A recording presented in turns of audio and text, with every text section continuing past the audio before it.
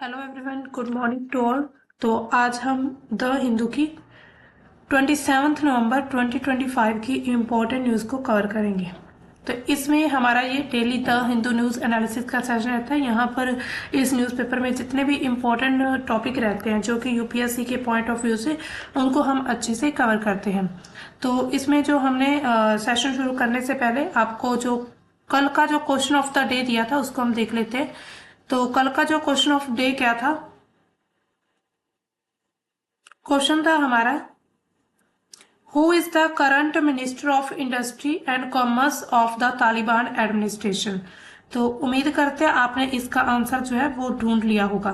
तो इसमें हमारा जो सही ऑप्शन है बी ऑप्शन हो जाएगा, अलहाज नूरुद्दीन अजीजी। तो जो अभी करंट है industry and commerce Taliban administrator, तो वो है अलहाज नूरुद्दीन अजीजी। ठीक है, तो अब शुरू करते हैं हमारी आज की फर्स्ट न्यूज को। हमारी जो फर्स्ट न्यूज आ रही है यहाँ पर आप फर्स्ट फ्रंट पेज में ही देख सकते हैं। यहाँ पर आज हम पूरा ही न्यूज़पेपर लेकर आए हैं। ठीक है, तो न्यूज़पेपर में जितनी भी इंपॉर्टेंट न्यूज होगी उनको हम अच्छे से कवर करेंगे। तो इसमें जो पहली न्यूज आ रही है, in no hitch in Kerala SIR 99% forms issued election commission. तो जो इलेक्शन कमीशन है, भारत का जो चुनाव आयोग है, उनके द्वारा एक स्टेटमेंट आई है कि केरला में जो SIR के लिए कोई भी अड़चन नहीं बनी है। यानी कि 99% जो वो अभी तक फॉर्म जो है वो भरे जा चुके हैं, वो एक तरह से जारी हो चुके हैं। तो ये चुनाव आयोग ने क्या कहा कि वह राज्य के चुनाव आयोग के साथ समन्वय कर रहा है, यानी कि कोऑर्डिनेट बना के रखा हुआ है और मानव संसाधन की कमी से इनकार किया है। इसके साथ और क्या कहा कि केरल ने सुप्रीम कोर्ट में याचिका दायर की थी और कहा था कि स्थानीय चुनावों के साथ SIR का संचालन करना लगभग असंभव होगा। यानी कि जो स्थानीय चुनाव अभी वहां पर जो पंचायत नगर पालिका के चुनाव चल रहे थे, तो उसी दौरान उन्होंने कहा कि SIR अगर की जाती है तो ये पूरी तरह चीज जो है ये असंभव है। यानी कि दो दो जगह पर हम इतना ज्यादा मैनेज नहीं कर पाएंगे। लेकिन अभी जो है जो इलेक्शन कमीशन है उन्होंने क्या कहा कि हमने जो है कोऑर्डिनेट बना लिया है स्टेट के साथ, तो इसी वजह से जो 99% फॉर्म वो भी जारी हो चुके हैं।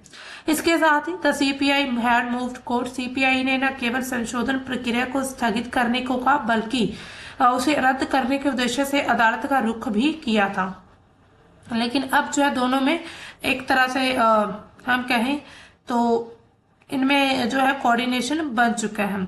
तो इसमें अब देखिए SIR क्या होता है, स्पेशल इंटेंसिव रिवीजन एक रिपोर्ट होती है, यानी कि एक तरह से सर्वे होता है जिसमें मान लीजिए कोई पिछले 5 से 10 साल में या जितने साल भी ये SIR होता है उतने साल के दौरान कितने व्यक्ति जो है वो यहाँ से मतलब फॉरेन जा चुके हैं, यानी कि जिनके वोट जो है वो अभी भी चल रहे हैं लेकिन उनके वोट क्या है बंद करने चाहिए।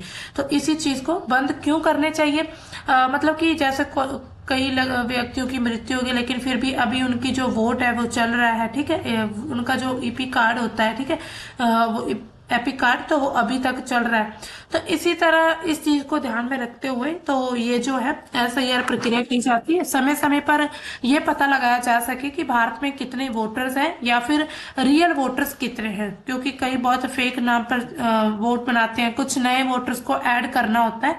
तो इसी तरह ये जो SIR प्रक्रिया है इसी को लेकर ये अभी बिहार में भी हुई थी। बिहार के चुनाव से पहले उस पर भी बहुत विवाद उत्पन्न हुआ था। विवाद क्यों हुआ था उस पर, क्योंकि इलेक्शन आने वाले थे और उसी समय पर ही ये कहा गया कि इलेक्शन के दौरान ही इन सभी को क्यों किया जाता है, यानी कि आप इसको 1 साल पहले या फिर 6 महीने पहले भी कर सकते थे। तो इसी दौरान काफी ज्यादा विपक्ष ने सवाल उठाए थे। हालांकि वो भी मतलब कंप्लीट हो चुकी है SIR जो है बिहार में, उसमें बहुत सारे वोटर्स के नाम भी काटे गए हैं। करीब ऐसा कहा जा रहा है 1-2 करोड़ आई थिंक है, मुझे प्रॉपर याद नहीं, आई थिंक 1 या 2 करोड़ की बात ही हुई है। ठीक है, तो इसी तरह उन्होंने कहा कि अभी तक कोई भी केरल में अड़चन नहीं बनी है। 50% से जो ज्यादा फॉर्म है वो डिजिटली रूप से इसको वितरित किया गया है। इसके साथ केरल में स्थिति क्या है, जो राज्य का चुनाव आयोग है उन्होंने ये चीज स्पष्ट कर दी थी कि SIR प्रक्रिया से जो स्थानीय चुनाव है जो अभी 9 से 10 दिसंबर को 9 से 11 दिसंबर को निर्धारित किए गए थे वो प्रभावित नहीं हो रहे हैं। तो यानी कि ये इसी वजह से वो एग्री हुए हैं SIR के लिए। तो ये हमारी न्यूज बस इतनी ही थी। ठीक है, तो अब हम देखते हैं हमारी नेक्स्ट जो हमारी न्यूज देखिए यहाँ न्यूज़पेपर में ना दोस्तों, यहाँ पर बहुत सारी जैसे कि न्यूज़ आती रहती है, मतलब कि इसमें जो हमारे एग्जाम के पॉइंट ऑफ व्यू से काम काम की न्यूज़ है, हम सिर्फ उसी को ही करेंगे, ठीक है, उसी को ही हमें मतलब कि कवर करना है, अदरवाइज न्यूज़ बहुत रहती हैं, ठीक है। तो इसमें हमारी जो नेक्स्ट न्यूज़ आ रही है, तो ये देखिए, हाँ, तो ये जो न्यूज़ क्या आ रही है, हमें जैसे कि पता ही है कि हमारा जो 75th कॉन्स्टिट्यूशन डे था कल 26 नवंबर को, ठीक है। तो 75th कॉन्स्टिट्यूशन डे मनाया गया था, और यहाँ पर द्रौपदी मुर्मू जी ने कुछ स्टेटमेंट्स दिए, कुछ घोषणाएं भी की हैं। उन्होंने कहा है कि constitution is document of our national pride, यानी कि हमारा जो राष्ट्र का गर्व है या फिर राष्ट्र का गौरव है, वो मतलब गौरव का एक प्रतीक है हमारा जो कॉन्स्टिट्यूशन, एक डॉक्यूमेंट है राष्ट्रीय गर्व का।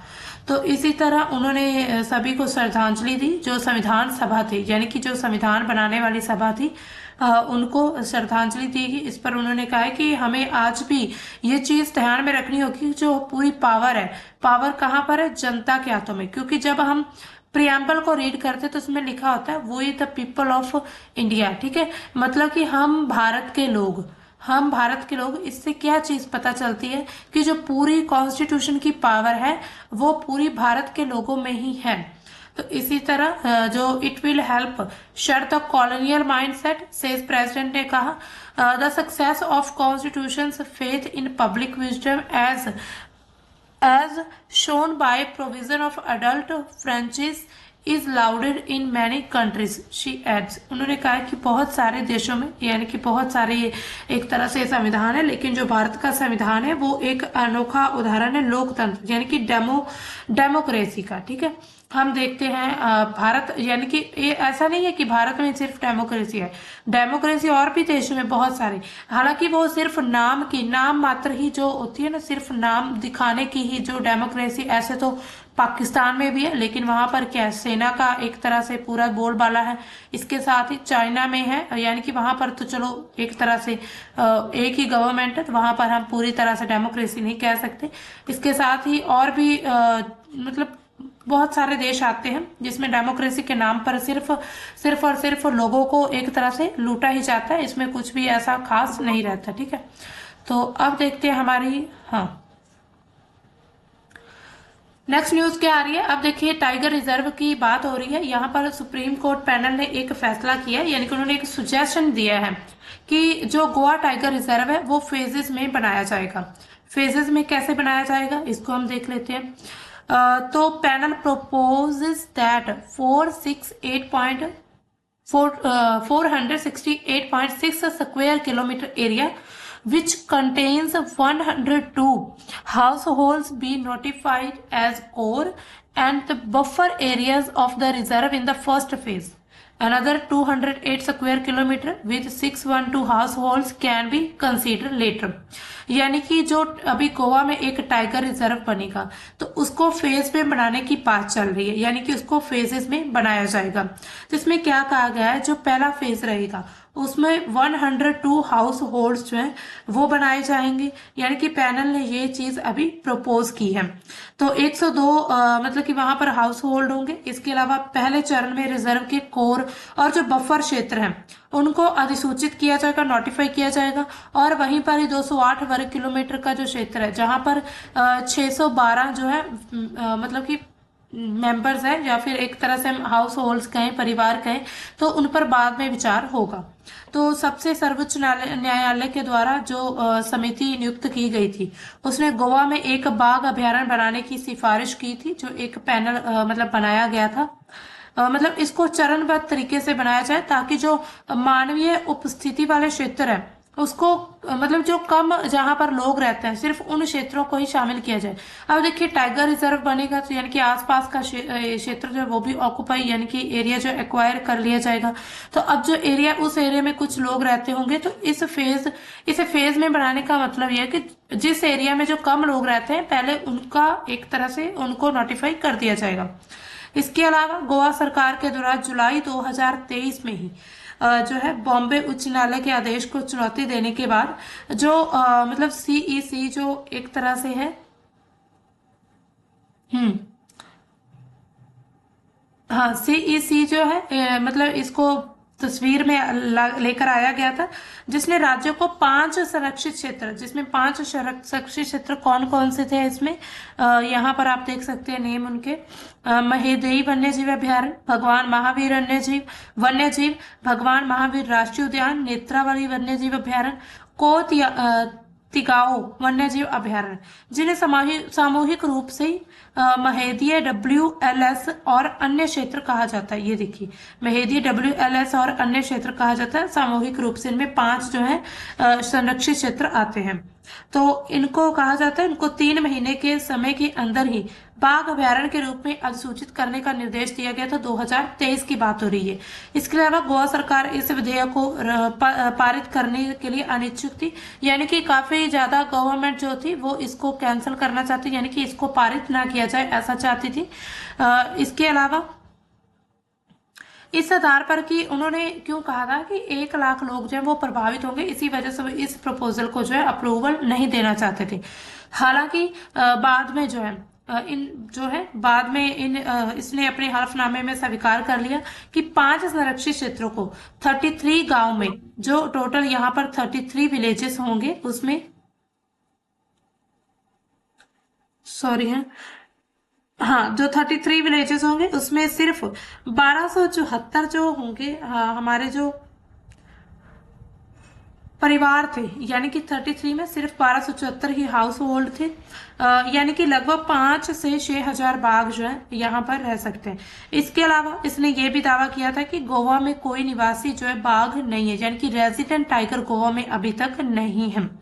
और ये कहा कि गोवा के जो जंगल उससे गुजरने वाले जो बाघ होते हैं वो अस्थायी आबादी, यानी कि एक तरह से ट्रांजिएंट है, यानी कि एक इनको हम टेम्परेरी मान सकते हैं कि पूरी तरह से परमानेंट नहीं है। ठीक है। इसके अलावा समिति ने सिफारिश की कि काली टिग से सीधे स्टे गोवा के पार्क और अभयारण्य जो है उनको निकटवर्ती कर्नाटक में स्थित एक बाघ अभयारण्य जो वहां पर कर्नाटक में है, ठीक है, जो स्थायी रूप से बाघों की मौजूदगी के लिए जाना जाता है कर्नाटक में, तो उसको गोवा अभयारण्य का मुख्य भाग माना गया है। ठीक है, उनके अकॉर्डिंग ये जो समिति बनाई गई थी पैनल, उनके द्वारा ये कहा गया था। ठीक है। इसके बाद अब अगर हम देखें तो उन्होंने बफर जोन की बात भी कही है कि जो मतलब कि जितने भी स्टे क्षेत्र है, जो भी स्टे क्षेत्र प्रभावित किए गए, इसके साथ उन्होंने कहा है कि इनको बफर जोन के रूप में भी नोटिफाई किया जा सकता है। ठीक है, तो ये पूरी मतलब यही बात कही गई है कि इसमें जो अभयारण्य है उसको कौन कौन से क्षेत्र को, कितना क्षेत्र है उसको कैसे हम जो है टाइगर रिजर्व में शामिल कर लिया जाएगा। तो अब हम चलते हैं हमारी नेक्स्ट न्यूज में। यहाँ पर आप देख सकते हैं न्यूज बहुत सारी मिलेंगी आपको, लेकिन इसमें सिर्फ हमें इम्पोर्टेंट न्यूज ही कवर करनी। तो आज का हमारा ये एडिटोरियल क्या रहेगा, the way to reconciliation in Jammu and Kashmir, यानी कि जम्मू एंड कश्मीर जो है उसको रिकॉन्सिलिएशन किया जाएगा। तो ये हमारा आज का एडिटोरियल है, इसको हम देख लेते हैं। एक मिनट, हाँ, इसको जूम कर लेते हैं, आपको अच्छे से दिख जाए। हाँ,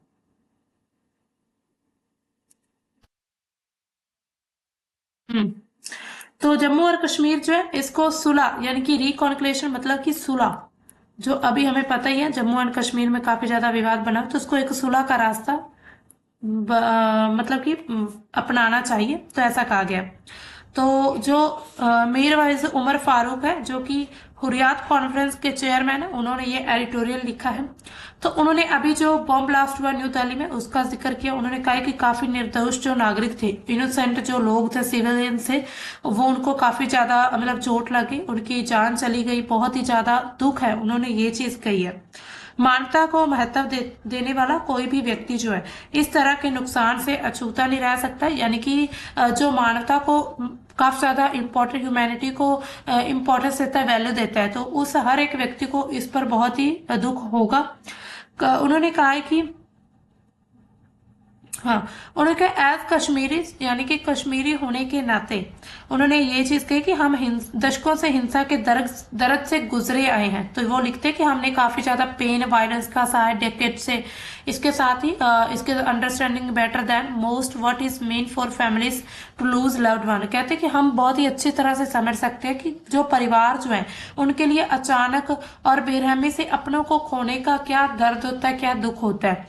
निर्दोष के खिलाफ हिंसा का कोई भी जो कार्य है, मतलब कोई भी काम किया जाता है, वो अस्वीकार्य है और कोई भी जो कारण या फिर विचारधारा इसे कभी भी उचित नहीं ठहरा सकती। यानी कोई भी आइडियोलॉजी है उसको कभी भी एक्सेप्ट नहीं कर सकती इस चीज को लेकर। इसके बाद क्या करते हैं कि न्याय करने की जल्दी। उन्होंने कहा था रश टू जज, यानी कि एक तरह से हम बहुत ही जल्दी किसी भी व्यक्ति को न्याय कर लेते हैं। उन्होंने कहा है कि यहाँ पर हम शोक तो मना रहे हैं, लेकिन ये देखना परेशान करने वाला है कि यहाँ जो ऐसी जितनी भी ट्रेजेडीज जो भी हो रही हैं, जितनी भी ट्रेजेडी हुई है अभी भारत में, उसको कितनी जल्दी कहानियों में बदल दिया जाता है। यानी कि उनका एक तरह से कोई भी सॉल्यूशन नहीं निकल पाता प्रॉपर तरीके से। जांच में जितने भी तथ्य सामने आने, उनसे आने से पहले ही कुछ जो है अंदरूनी सूत्रों से ऐसी जानकारियां मिल जाती हैं या फिर ऐसी जानकारी दी जाती है जो कि खास समुदाय और धर्म के प्रति एक संदेह उत्पन्न कर देती है। यानी कि एक तरह से डाउट पैदा हो जाता है किसी खास धर्म को लेकर, किसी खास व्यक्ति को लेकर। तो ये सब जो है यानी कि एक तरह से सोशल मीडिया का भी बहुत ज्यादा इफेक्ट होता है।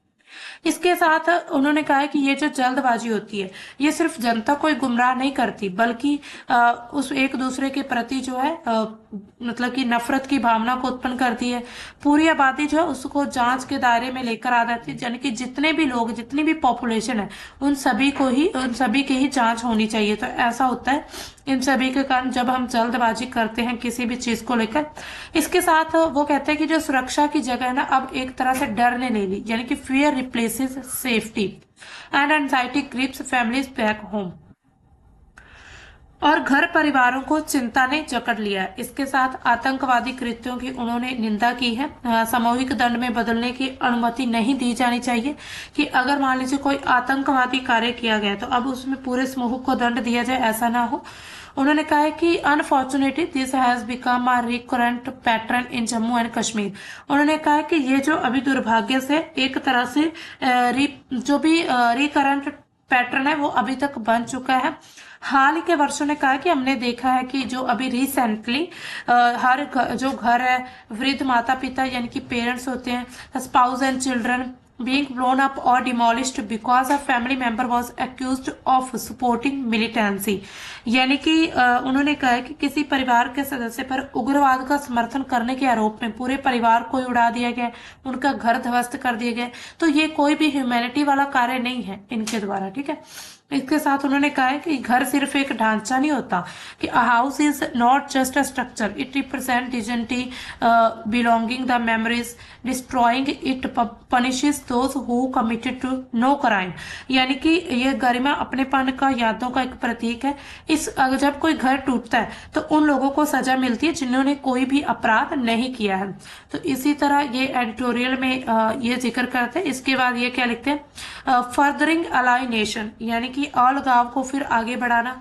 संवैधानिक रूप से अगर हम अनुच्छेद 370 की बात करें, यहाँ पर आर्टिकल 370 की बात की उन्होंने कहा है कि इसको जब निरस्त किया गया भूमि रोजगार सुरक्षा वापस लेने के लिए, बाहरी लोगों को बसने और निवास अधिकारों को प्रोत्साहित करने वाली जितनी भी नीतियां, उसके कारण जो हमारी एक तरह से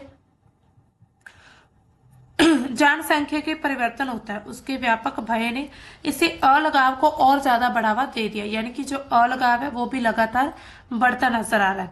इसके अलावा जो इन कदमों उपायों का जो आधिकारिक तौर पर भले ही बचाव किया जा सकता है, लेकिन जो है बचाव तो कर सकते हैं, लेकिन जो जमीनी सतह पर, यानी कि हम जब ग्राउंड की लेवल की बात करें तो ग्राउंड अटैक जितने भी होते हैं, तो इसमें जो है जमीनी सतह पर इन्हें पहचान, गरिमा, अपनी मातृभूमि के स्वामित्व पर हमले के रूप में भी देखा जाता है। यानी कि वास्तविकता को उजागर करना हिंसा को रोकने का एक प्रयास होता है। इसके साथ उन्होंने क्या कहा है कि मैंने हमेशा जो युवा, भारत की युवा है या फिर कोई भी, हम जब युवा की बात करते हैं,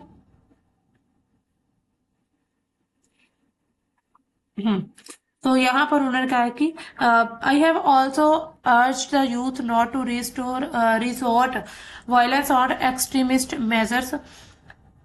उन्होंने कहा कि मैंने हमेशा जो है युवा उसको हिंसा उग्रवाद का सहारा ना लेने का ही आग्रह किया, पूरी तरह से अन्यायपूर्ण धार्मिक सिद्धांतों के विरुद्ध विनाशकारी आत्म पराजयकारी है। मेरे लिए लोगों के बीच समस्या के समाधान का सबसे अच्छा तरीका होता है संवाद, यानी कि डायलॉग, यानी कि बात करना। लोगों के बीच अगर वो आपस में बात करेंगे तो एक दूसरे के बारे में जानेंगे, जो भी गलत फहमियां होती हैं उनको मतलब कि खत्म करेंगे। इसके साथ उन्होंने क्या कहा है कि भारत के जो नीति निर्माता है उनसे मैं विनती करता हूं, यानी कि आग्रह करता हूं कि वे जम्मू कश्मीर को केवल कानून व्यवस्था के मुद्दे के रूप में ना देखें, बल्कि एक मानवीय राजनीतिक वास्तविकता के रूप में भी उनको देखना चाहिए, ताकि जो भी जिसके लिए जुड़ाव, समाधान, विश्वास निर्माण की भी जरूरत होती है, यानी कि इंसानियत एंड जमहूरियत जो है वो होनी चाहिए। इंसानियत एंड जमहूरियत जो है आज भी सभी के लिए सम्मानजनक प्रतीक है। इसके अलावा उन्होंने कहा कि जो लोग पावर में बैठे हुए हैं उन्हें मतलब सत्ता में बैठे लोग उस रास्तों को अपनाना चाहिए उन लोगों को, या उसे नजरअंदाज करना चाहिए, यह उन्हें तय करना होगा। तो जहां तक उन्होंने कहा हमारा सवाल है, जो भी जन्ना मस्जिद थी, अभी जो जामा मस्जिद है उनका जो भी मतलब जामा मस्जिद है उनके जो पल्पिट है वो हमेशा ही मतलब पीस की एक तरह से डिमांड करते, वकालत करते, और कहीं भी जो अन्याय हिंसा हो रही उसकी निंदा करते रहेंगे। हम अपने विश्वास से जितनी भी आशा उपजी है उसका दामन बिल्कुल भी नहीं छोड़ने वाले। यानी कि इन्होंने बेसिकली ये चीज कही है कि जम्मू एंड कश्मीर में जितने भी अभी मुद्दे उत्पन्न हो रहे हैं उनको संवाद से, यानी कि डायलॉग से उनको कम किया जा सकता है या फिर खत्म किया जा सकता है। इसके अलावा ये जो आर्टिकल है, this article is an elaboration on the Friday sermon delivered by the writer Jama Masjid Srinagar. यानी कि लेखक द्वारा श्रीनगर में जो जामा मस्जिद में दिए गए जो उपदेश है, यानी कि जामा मस्जिद में एक तरह से वहां पर एक उपदेश दिया गया था, तो उसके मतलब उसके माध्यम से या फिर उसका ये विस्तार किया गया है कि लोगों में अगर संवाद होगा तो ऐसे जो मामले सामने आते हैं, जैसे बहुत सारी अमानवीय घटनाएं आती हैं, तो उनको कम किया जा सकता है। अब चलते हैं हमारी नेक्स्ट न्यूज की तरफ। तो हमारी जो नेक्स्ट न्यूज है ये है, यहाँ पर हम बात करेंगे हमारी जो बिजनेस के मतलब एक सेक्शन के बारे में। इसमें क्या है कि cabinet approves 7,280 crore schemes for rare earth magnet. यानी कि जो हमारी गवर्नमेंट है, कैबिनेट है, उन्होंने अप्रूव कर दिया है जो भी चीन का जो भी दुर्लभ पृथ्वी चुंबक जो है उनके बारे में। ठीक है, तो 26 नवंबर 2025 को जो पीएम नरेंद्र मोदी उनकी अध्यक्षता में जो कैबिनेट की मंत्रिमंडल है उन्होंने scheme to promote manufacturing of sintered rare earth permanent magnets, उनके नाम की एक योजना को मंजूरी दे दी है। तो भारत में जो दुर्लभ पृथ्वी स्थायी चुंबक हैं उनको एकीकृत उत्पादन को बढ़ावा देने के लिए ये पहली बार शुरू किया गया है, REPM यानी कि रेयर अर्थ परमानेंट मैग्नेट। तो इसके उद्देश्य क्या है कि भारत को वैश्विक REPM यानी कि रेयर अर्थ परमानेंट मैग्नेट्स के बाजार में प्रमुख यानी कि आगे लेकर आना। इसके साथ ही आयात निर्भरता, खास करके जो हम चीन से आयात करते हैं हमारे जो रेयर अर्थ एलिमेंट्स होते हैं उन पर निर्भरता को कम करना। ये जो योजना है आत्मनिर्भर भारत अभियान नेट जीरो, जो 270 लक्ष्य है हमारा 2070 में नेट जीरो का, तो उसका ही एक ये हिस्सा है। इसके अलावा क्षमता का निर्माण हर वर्ष जो होगा 6,000 मीट्रिक टन जो है 6,000 मीट्रिक टन जो है इसको एकीकृत उत्पादन किया जाएगा REPM को। इसके साथ ही इसमें पृथ्वी ऑक्साइड से जो धातु, मिश्र धातु, अंतिम चुंबक, इन सभी का पूरा जो मूल्य है वो पूरी लिस्ट में इनको शामिल किया गया है। इसके साथ ही वित्तीय संरचना क्या रहेगी, 6,450 करोड़ की जो बिक्री लिंक्ड प्रोत्साहन है, 750 करोड़ का क्या करेंगे वो पूंजी सब्सिडी दी जाएगी जो भी उत्पादन करेंगे उनके लिए। इसका टोटल समय जो है 7 ईयर्स का लगेगा। इसमें 2 वर्ष जो है इसको स्थापना करने में लग जाएंगे, 5 वर्ष का जो है इसको प्रोत्साहन दिया जाएगा। इसके साथ ही ये जो चुंबक होते हैं, इलेक्ट्रिक वाहन जो होते हैं, नवीकरणीय ऊर्जा होती है जैसे कि विंड टरबाइन, इलेक्ट्रॉनिक्स, एरोस्पेस, इसके साथ ही जो रक्षा क्षेत्रों के लिए महत्वपूर्ण है। योजना से रोजगार सृजन होगा, आपूर्ति श्रृंखला और ज्यादा मजबूत होगी। स्वच्छ ऊर्जा जो हमारे टारगेट्स हैं उनको भी एक तरह से गति मिलेगी। इसी तरह उन्होंने ये जो मतलब योजना पहल है, इस सब को ध्यान में रख के किया है। इसके साथ ही अगर हम देखें तो जो रेयर अर्थ एलिमेंट्स क्या होते हैं, जो दुर्लभ एक तरह से दुर्लभ मृदा तत्व होते हैं जो कि पूरे विश्व में पाए जाते हैं। यानी कि अगर हम टोटल इनकी श्रेणी की बात करें रेयर अर्थ एलिमेंट्स की, तो इसमें टोटल जो है 17 रासायनिक तत्व होते हैं। 17 टोटल इसमें कितने हैं? 17। तो उसमें जिसमें कौन कौन से आते हैं? लैंथेनम, नियोडिमियम, डिस्प्रोसियम, चुंबक, बैटरी, लेजर, मिसाइल सिस्टम, इन सभी में इनको यूज किया जाता है। ये दुर्लभ नाम के बावजूद पृथ्वी पर तो पर्याप्त है, लेकिन इनका जो निष्कर्षण, शुद्धिकरण, दुर्लभ इनको क्यों कहा जाता है? जब इनका खनन होता है या फिर इनका जो निष्कर्षण किया जाता है, शुद्धिकरण होता है, तो उसमें मतलब काफी ज्यादा प्रॉब्लम्स आती हैं, उसमें काफी ज्यादा दिक्कत रहती है। मतलब इतनी आसानी से नहीं कर सकते इन सभी का निष्कर्षण, शुद्धिकरण, तो इसी वजह से इनको दुर्लभ कहा जाता है। तो इसी तरह जो कैबिनेट है, उन्होंने अभी एक स्कीम को अप्रूवल दिया है जिसमें 7,280 करोड़ का बजट रहेगा, जो कि रेयर अर्थ मैग्नेट्स को उत्पादन करेगा। ठीक है, तो अब चलते हैं हमारी नेक्स्ट न्यूज की। एंड जो हमारी आज की लास्ट न्यूज रहेगी, इसमें हम जो एक है इसमें हम जो आईआर की न्यूज को कवर करेंगे। तो हमारी जो इम्पोर्टेंट न्यूज रहेगी, यहाँ पर हम बात करेंगे चीन के दुर्लभ मृदा जो भूमिका है।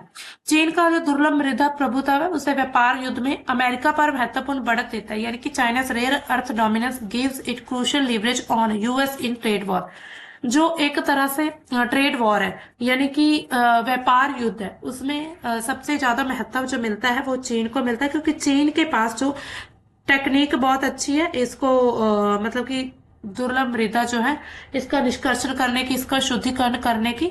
तो इसी तरह इसको एक तरह से डोमिनेंस माना जा रहा है चीन को। ये जो मतलब तत्व है जिसमें आधुनिक प्रौद्योगिकी का यूज होता है, इसके साथ ही रक्षा उपकरण, ईवी जो होते हैं, स्मार्टफोन, नवीकरणीय ऊर्जा जैसे जो क्षेत्र है, इनके लिए रेयर अर्थ एलिमेंट्स जो है काफी ज्यादा इंपॉर्टेंट है।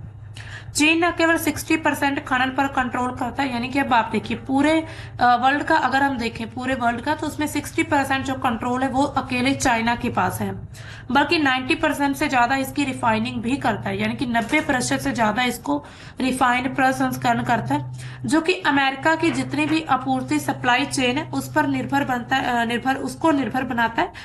2025 में डोनाल्ड ट्रंप का जो दूसरा अभी कार्यकाल हुआ, उसमें व्यापार तनाव बढ़ने के साथ चीन ने इनके निर्यात पर प्रतिबंध भी लगाया था, और इसके साथ ही प्रतिबंध लगाकर अमेरिका को भी दबाव में लगा दिया था। इसके अलावा चीन का जो एक तरह से उद्देश्य है, या फिर चीन ने कब से इसमें मतलब इस अपनी जो इस फील्ड में काफी ज्यादा आगे जो पहुंच हासिल की है, बढ़त हासिल की है, तो हम बात करते हैं 1980 से लेकर 90 के बीच, यानी कि 1980-90 का जो दशक था, उसमें अमेरिका जिसमें माउंटेन के पास खदान थे कैलिफोर्निया में, और यूरोप जो है वो इस क्षेत्र में आगे थे, यानी कि अग्रणी थे।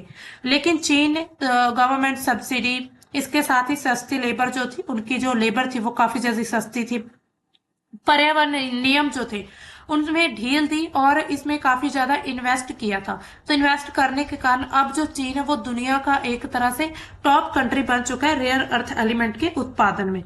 तो इसी तरह जो डेंग शियाओपोंगी है, उन्होंने क्या कहा कि 1992 में ये एक स्टेटमेंट दी थी।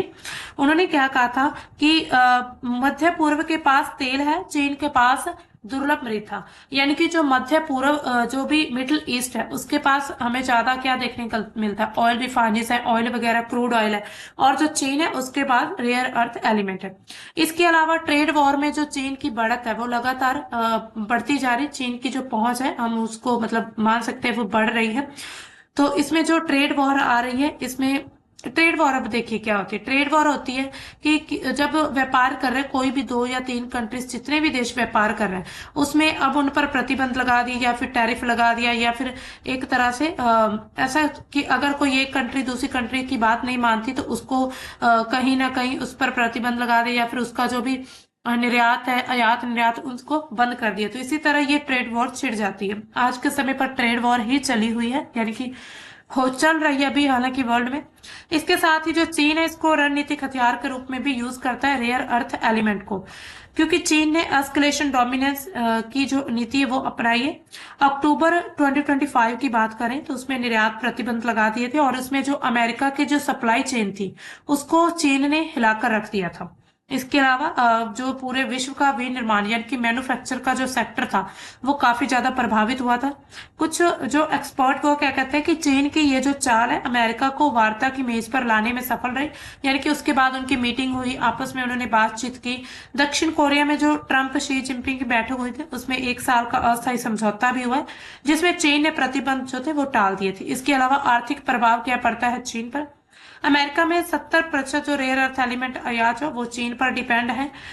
इसके साथ ही प्रतिबंध से कीमतें लगातार बढ़ रही हैं। डिस्प्रोसियम की कीमत जो है वो $250 मतलब पर केजी से ऊपर चली जा चुकी है। इसमें जो इलेक्ट्रिक व्हीकल जिसमें टेस्ला टेक जो एप्पल कंपनी है वो भी काफी ज्यादा इफेक्ट हुई है यानी कि प्रभावित हुई। इकोनॉमिक्स क्या कहते हैं कि चीन व्यापार युद्ध लगातार जीत रहा है क्योंकि उसके प्रतिशोध जो अमेरिकी कमजोरियों को सीधा निशाना बना रहे हैं। इसके बाद अगर हम देखें भारत की इसमें थोड़ी सिचुएशन क्या है रेयर अर्थ एलिमेंट्स में, तो भारत के पास जो है दुनिया का तीसरा सबसे बड़ा देश है जिसमें रेयर अर्थ एलिमेंट जो है वो पाए जाते हैं। लेकिन इसमें क्या है हमारे पास जो खनन की एक तरह से टेक्नोलॉजी नहीं अच्छी तरह से, इसी वजह से हम थोड़ा पीछे रह रहे हैं। इसमें जो है मुख्य रूप से मोनाजाइट खनिज से प्राप्त जो लाइट रेयर अर्थ एलिमेंट्स होते हैं जिसमें लैंथेनम सेरियम नियोडिमियम ये सब शामिल है, यानी कि अभी तक ये सीमित मात्रा में उपलब्ध है। इसके अलावा भारत में लगभग 8.52 मिलियन टन जो है रेयर अर्थ ऑक्साइड जो है वो मिले हैं। इसके साथ कहां पर ये भारत में कौन कौन से क्षेत्र में, जो तटीय क्षेत्र है यहाँ पर जो तमिलनाडु आंध्र प्रदेश ओडिशा केरल गुजरात महाराष्ट्र पश्चिम बंगाल, इसके साथ ही राजस्थान में भी है थोड़े बहुत क्षेत्र में मिलते हैं, गुजरात में और ओडिशा में नए हमें क्षेत्र मिले हैं रेयर अर्थ एलिमेंट के। इसके अलावा जून 2025 में कोयला खदानों का जो ओवरबर्डन हुआ था उससे आरएई निकालने की खोज की गई जो कि पर्यावरण अनुकूल और कम लागत वाली एक प्रक्रिया है। लेकिन इसमें भारत का अगर हम पूरे विश्व में उत्पादन देखें तो 0.7% है।